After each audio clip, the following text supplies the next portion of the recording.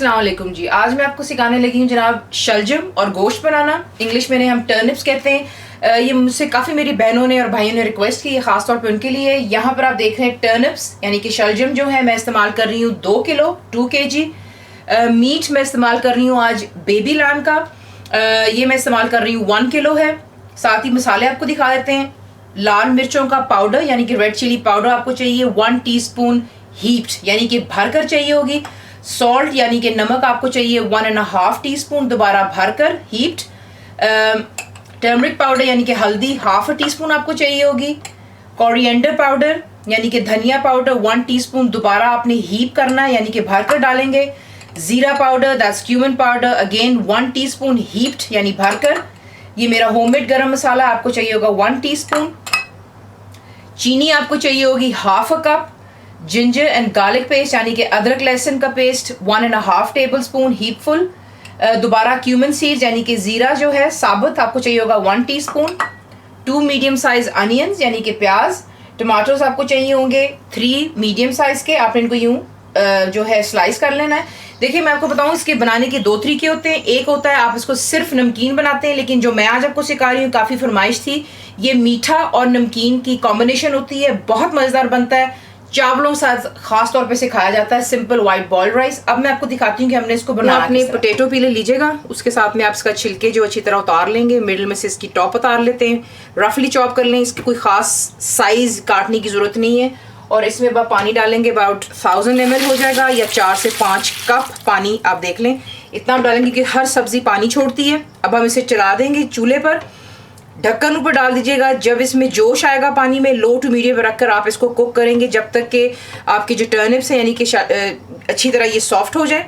और फिर मैं आपको दिखाऊंगी हमने नेक्स्ट क्या करना है। हांडी में मैंने 1/4 कप जितना ऑयल डाल लिया और सबसे पहले हम इसमें ऐड करेंगे जीरा। देखिए जाते ही जीरा आपको हमेशा बताती हूँ ये भून जाता है, कलर चेंज करता है और अपना जितना भी फ्लेवर है तेल में छोड़ देता है। यहीं पर अब आप ऐड करेंगे अनियन और जिंजर गार्लिक पेस्ट।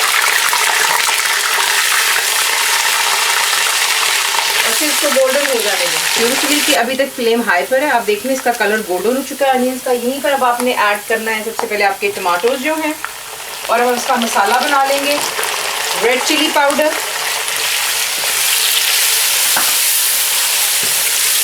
हल्दी दैट्स टर्मरिक, जीरा पाउडर दैट्स क्यूमिन पाउडर हो गया, कोरिएंडर पाउडर यानी कि धनिया पाउडर, सॉल्ट आपका यानी कि नमक। और तमाम चीज़ों को अच्छी तरह मिक्स कर लें। और आपने सिर्फ इसको इतना पकाना है कि जो टमाटर है वो अपना मसाला इसका बन जाएगा और बिल्कुल टमाटर जो है रिड्यूस हो जाते हैं।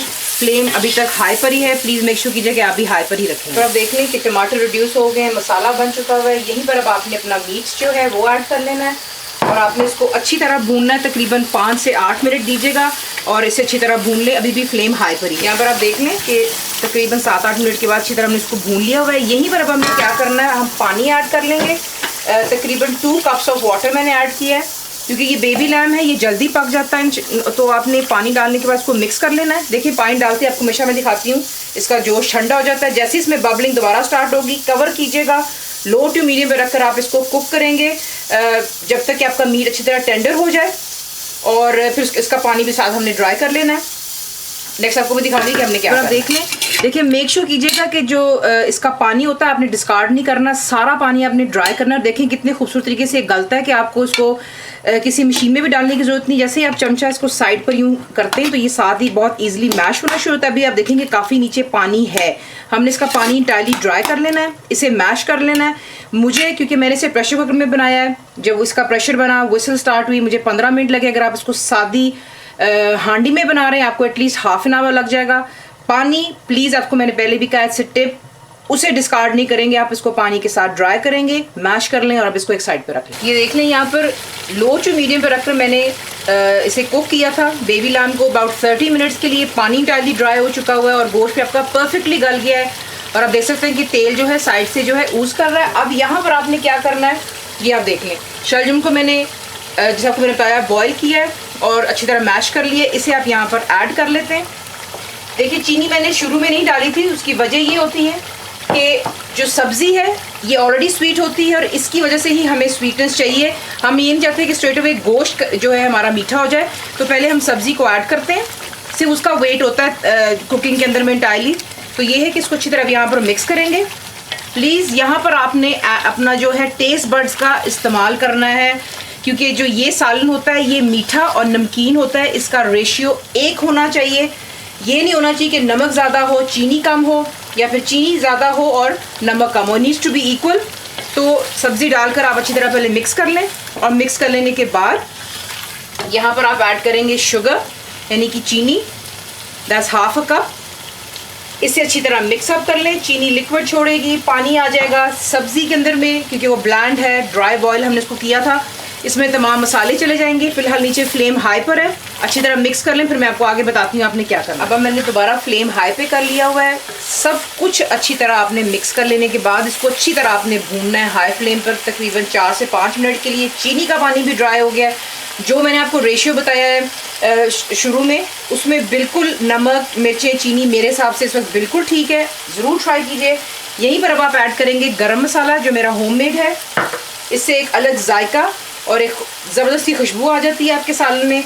चंद हरी मिर्चें और हरा धनिया आप डाल लेंगे। चीज़ों को डालकर अच्छी तरह मिक्स कर लें, हाई फ्लेम पर रखें और इसको अच्छी तरह मिक्स कर लें। तकरीबन 2 मिनट और दे दें, क्योंकि ताकि गरम मसाला भी तमाम मसाले में मिक्स हो जाए। और यहाँ पर आपका जो शलजम गोश्त है ये तैयार है डिश आउट। जनाब ये रहा आपका शलजम गोश्त। इसका जो कॉम्बिनेशन है सिंपल वाइट राइस होते हैं, आगे आपकी अपनी मर्जी है। मैंने वाइट चावल साथ बनाए हैं, साथ उसको मैंने डिश आउट करके आपको दिखा दिया कि this is how you serve it, salads के साथ रायता। लेकिन ये खाली अपने आप में बहुत ज़बरदस्त डिश है। ज़रूर ट्राई कीजिएगा, बताइए को कैसा लगा। दुआओं में याद रखें and thank you for watching the video.